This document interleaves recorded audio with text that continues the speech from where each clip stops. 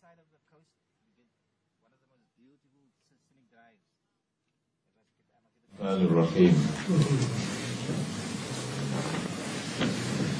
Someone came to me. Well, first of all, we started at 9:30 and we ended at 12, 2.5 hours, 9:30 to 12, 2.5. And then we had a little tea break, and then we had about 50 minutes question and answer, but still we could not complete the subject of riba. Even the half an hour that we now have still would not be enough. Someone came to me and said, I need to buy a house. It's a critical need for that. The house is on sale for 500,000 rands, and I need another 200,000. I'm going to get it from the bank. What alternative is there for me? Because I desperately need the house. I have the children.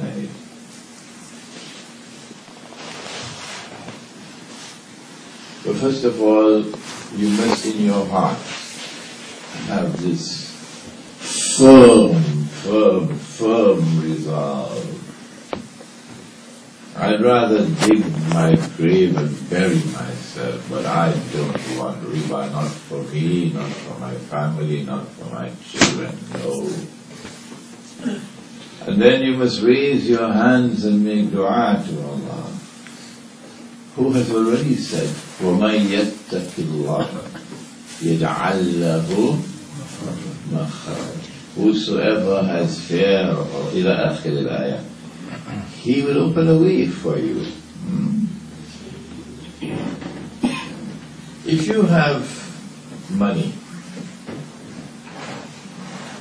and you do not want it to remain unused, don't put it in the bank in a fixed deposit so that the bank will invest it and the bank will give you a fixed return on your money so you get some income. No. You invest it yourself. You see? So this becomes a partnership that you will put up the 200,000 and that person will put up the 300,000. Or if you don't have 200,000, 2 people with 100,000 each. Or 4 people with 50,000 each. We'll put up the balance and the house is bought. When the house is bought, you are not the sole owner. All those who have participated become partners in the ownership of the house. Good. So you have 60% ownership, and that person who paid the 200 has a 40% ownership in the house. The partnership is responsible for paying taxes. The partnership is responsible for maintenance and repairs in the proportion of ownership. So if it's 1,000 rands to be paid for maintenance, you will pay 600 and your partner will pay 400 because you have a 60% ownership. It's called equity, 60% equity, 40%. Now, the partnership now signs an agreement with you, a rental agreement. And the rental agreement is based upon market rental value, which is determined independently. Suppose the market rental value is 5,000 rands a month. Then you will pay, in order to occupy the house, you will pay 5,000 rands a month. When you do that, 3,000 will come back to you. So you're paying only 2,000. But the book shows that you paid 5, and then 3,000 came back to you because you have a 60% ownership in the house. And your partner will get 2,000 rands. This is halal for him. I have never found as yet, apart from one PhD thesis, one solitary, any attack on the validity of a rental agreement. So I am not that much of a scholar in this field to be able to critically determine the subject. But because I have not seen anything that is credible as an attack on a rental agreement that is invalid, I have come to the conclusion, as everybody else have come to the conclusion, that a rental agreement is permissible in Islam. It's good. But the partnership will sign a second agreement, two agreements, independent agreements. You can't have the two agreements in one. And the second agreement permits you to buy the ownership that your partner has in the house. Buy either in stages or whenever you are in a position to buy.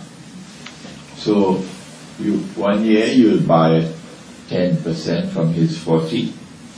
So yours become 17, his is 30. But every time that you buy part of the ownership of the house or part of the equity, it must always be on the basis of the market value of the house, which can change, yes? It can go up, it can go down. Because in Islam, business transactions are always made in the market, meaning at market price. Eventually, you now own 80% of the house, and your partner owns 20%. So when you pay you're still paying your 5,000 every month in rent, but now 4,000 comes back to you, and 1,000 goes to your partner. Until eventually you buy out your partner and you have 100% ownership of the house. You have paid less this way than if you had gone to the bank to borrow the 2,000, because you've cut out a third party. Number two, you have not entered into riba, except the part about the brands. If you can designate the transaction in dinars and work in dinars, you cut out that part of it. And number three, your partner has received a halal return on his investment. So here is a method in which you can buy houses, buy cars and so on, without entering into riba. You just have to look for people who want to invest their money halal and don't want to put money in a fixed deposit. Any questions on this answer? Good, so we can continue. Very good, mashallah. You must not invite too many questions. People want to sleep.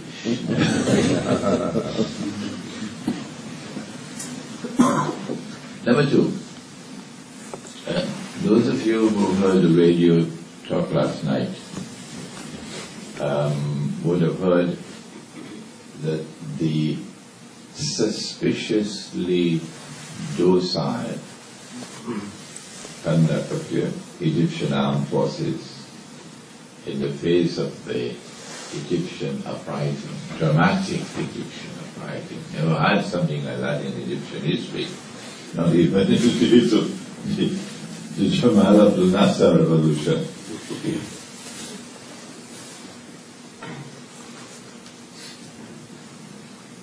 We are anticipating that suspicious, docile conduct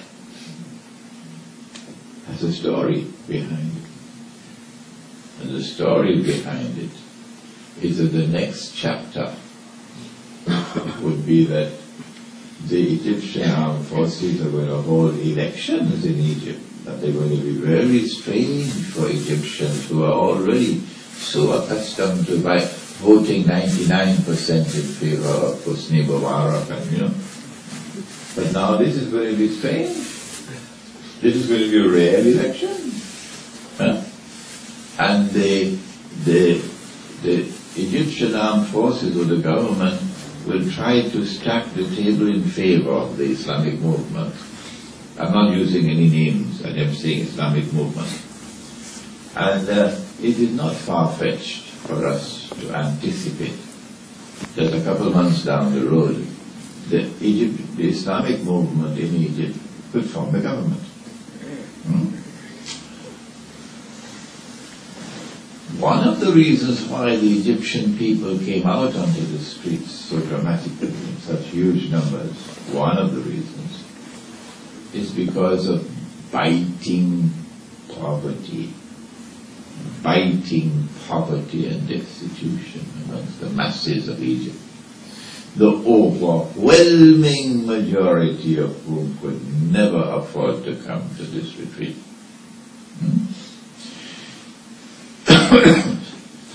So they would be looking forward with tears in their hearts that Islam will take them out of poverty. Islam will take them out of this biting misery, because we now have Islam in government. When they become even poorer, when an Islamic government comes, that will set the stage for the slaughter of Islam. Lots of people will lose faith in Islam. Credibility will be gone. But why would an Islamic government in Egypt fail to take the people out of fighting poverty and destitution? Riba is the reason. Sheikh Muhammad Abdu, the Sheikh al-Azhar, 100-something years ago, the end of the last century, went to Europe. This is after the French Revolution had broken the back of the Christian church, and the prohibition of riba, which had been enforced in Christian Europe. Just read that. You know the British Sheikh I talk about? What was his name? Shakespeare, yeah. What was the name of the book? Merchant of Venice. The back of the Christian church was broken in Europe, and an economy had emerged now which was based on riba. The political system also, the back of the Christian church was broken. Europe was Christendom.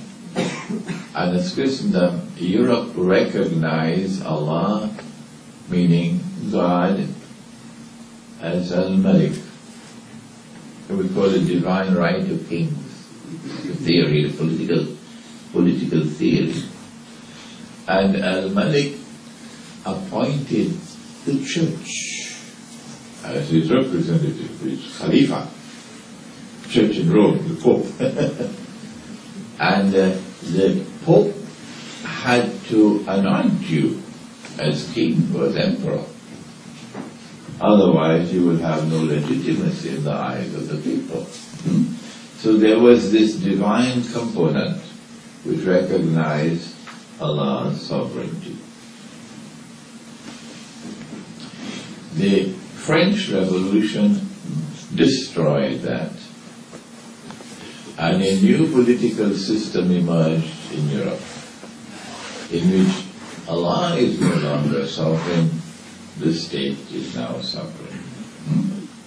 Parliament is sovereign, Supreme Court is sovereign. Allah can make a law to prohibit riba. We, the state, make it halal. Both the economic part and the political was shirk. Shirk.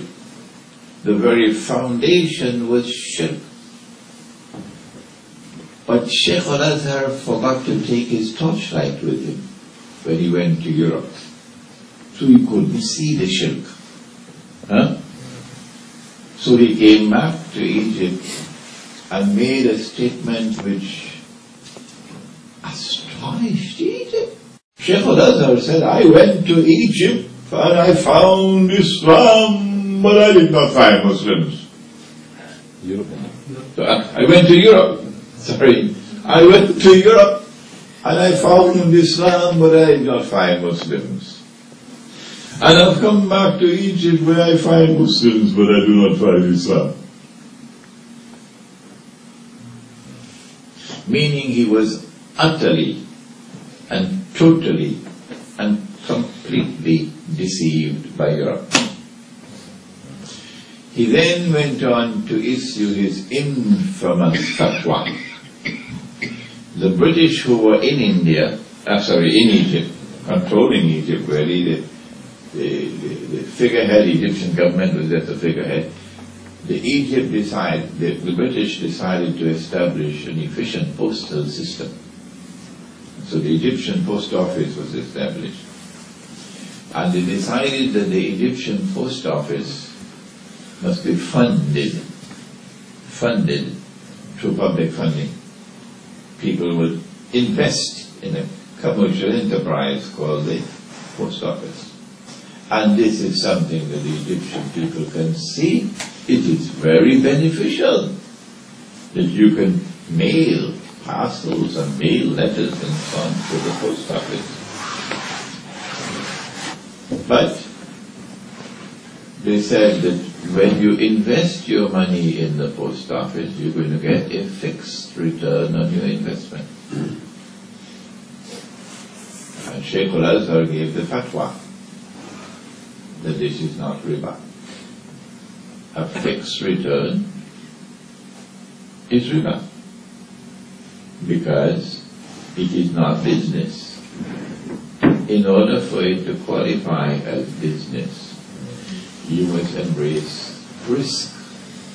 You can make a profit or you can suffer a loss. That is business.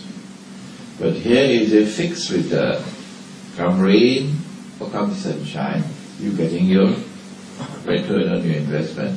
And so this is not business, this is riba. Egypt, to this day, is still imprisoned by that fatwa. The second part of the equation is that not only has Al-Azhar University been imprisoned by this fatwa, and Al-Azhar up to today is insisting that bank interest is not riba, but the second part about it is up to this day Al-Azhar has not recognized the modern monetary system of paper money, non-redeemable paper money, to be bogus, to be fraudulent, to be haram. And so there is no way that an Islamic government in Egypt, in this context, can escape an attack by the enemy to make the Egyptian people even poorer than they are now. When I arrived in Egypt in 1963, you were not born yet, no. In 1963, one Egyptian pound, how much was it, I think? It was about 1.5 US dollars, I think, 1 pound. And the sterling pound was about 3 Egyptian pounds to 1 sterling pound, was it over that? Anyhow, so you're getting a salary, you work for the whole month, and you get a salary in Egyptian pounds, in paper of course. And with your salary for a whole month, you could buy a camel. Huh? But then something strange happened to the Egyptian pound.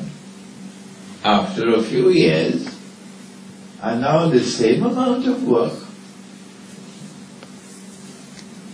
and the same salary you're getting, you can't buy a camel anymore, you can only buy a donkey.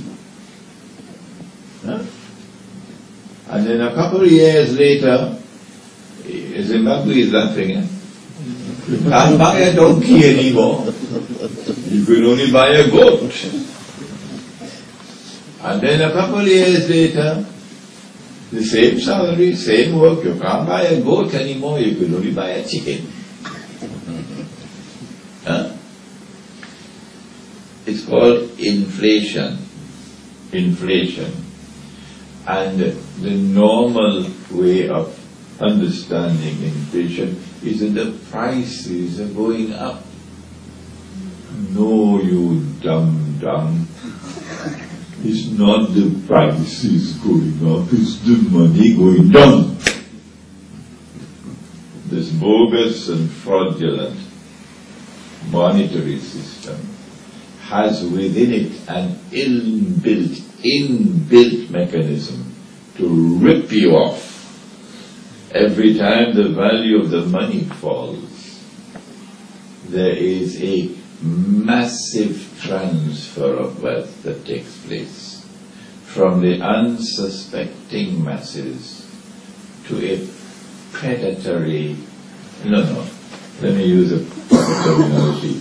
That's one of you reminded me. The blood-sucking predatory elite, which is both in the domestic economy and in the international economy. And so the monetary system that we now have is a system which is haram based on this verse of the Quran, which is repeated 3 times in the Quran. Wala, wala, wala, wala tabkhasun nasa ashiya'ahum. Inflation. Suppose your grandfather died and he left you some money. This is your part of the inheritance.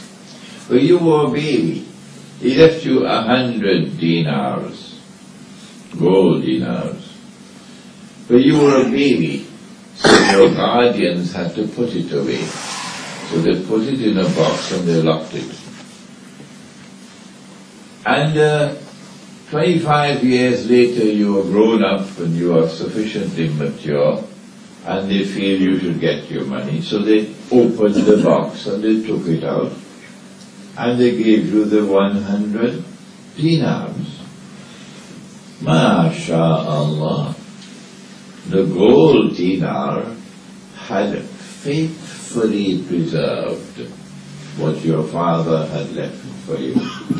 Faithfully preserve the value of what your father had left for you. It has done that all through history. And they knew that. So what they did, Dajjal, in order to rule the world, not just to rip you off, it's more than that, in order to be able to eventually rule the world, was they took the 100 dinars out of the box and they put in paper. And they said, maybe this grandchild would love the US dollar, because it is written there on the US dollar, in God we trust. We've seen it. Take a look at it. In God we trust. So, mashallah, this is really the best of all money, isn't it? So, with 100 ounces of gold, they got 3,500 US dollars at $35 an ounce, and the Bretton Woods, right? So they took the $3,500 and put it in the box, and they locked it up. 25 years later, when you were a young man and sufficiently mature, they said you should get your money. So they opened the box and they took out the 3,500 US dollars and they gave it to you. But you rubbed your eyes and you said, excuse me, is this what my grandpa left for me? They said, no, grandpa left for you 100 dinars. And you then said, give me my 100 dinars, please, or that, report to the police. So they had to go very quickly to the market to change the US dollars back into dinars. And then they came and they gave you 8 dinars. 8 dinars. 92% of the money was lost, gone, because of inflation. I know of one man who would not take this sitting down. This man would ask, where did my money go? Who took my money? That's why they killed him, eh? Malcolm X. Who took my money? Where did my money go? It didn't evaporate in the clouds. And in the pursuit of those questions to seek the answers, he would have discovered that his loss was their gain. And this is what Allah speaks of in Surah An-Nisa. وَأَخْذِهِمُ الرِّبَى وَقَدْ نُهُوا عَنْهُ. What did he say? Allah. وَأَخْذِهِمُ الرِّبَى وَقَدْ نُهُوا عَنْهُ. Oh, it was haram for them. Allah made it haram for them. If they listen to this lecture, they would know I'm speaking the truth. In the Torah, it was haram for them. Nabi Isa alayhi salam made it haram for them. Riba. But when we go to the Torah, we find something else. That the Torah now says it is haram for an Israelite to lend on interest to another Israelite. But it is halal for him to lend on interest to those who are not Israelites, the Ummiyun, translated as Gentiles, but otherwise known as cockroaches. So they changed the word of Allah in order to be able to become moneylenders to the world. وَأَخْذِهِمُ الرِّبَى وَقَدْ نُهُوا عَنْهُ وَأَكْلِهِمْ أَمْوَالَ النَّاسِ بِالْبَاطِلِ. And in the process, they were consuming the wealth of mankind unjustly. Because my loss was your gain. That's not business. And so, inflation all around the world today has its roots in riba, a fraudulent, bogus and fraudulent and haram monetary system. What is coming now, the new money that I call electronic and one of you called digital, because you've got a new camera, digital. The new money which is coming to replace the paper money is coming not just to rip you off. Imagine, I have a bank account and all I need to do is, once I control the system, just type in on my computer. I get $1 million in my account. Abracadabra. And this sheikh out here, he's supporting the Palestinians. So I look and I see how much money he has.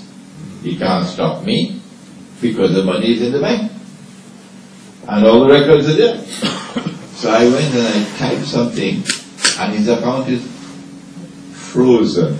You know the word? Frozen. Who is he going to complain to?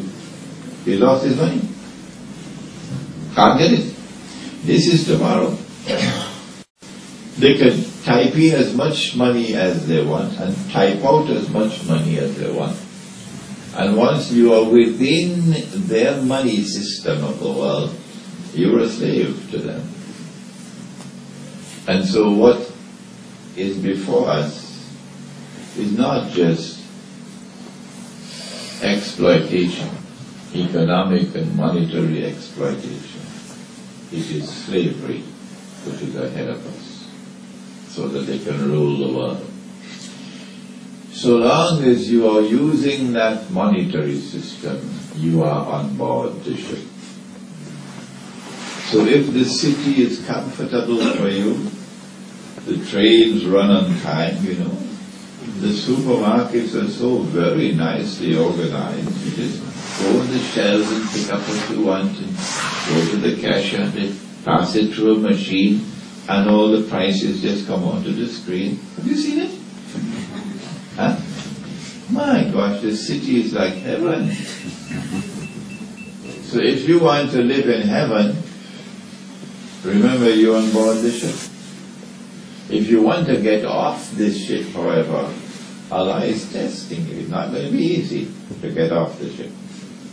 A man will have to flee to the mountain sides where rain falls and take with him some sheep and goats in order to protect and preserve faith.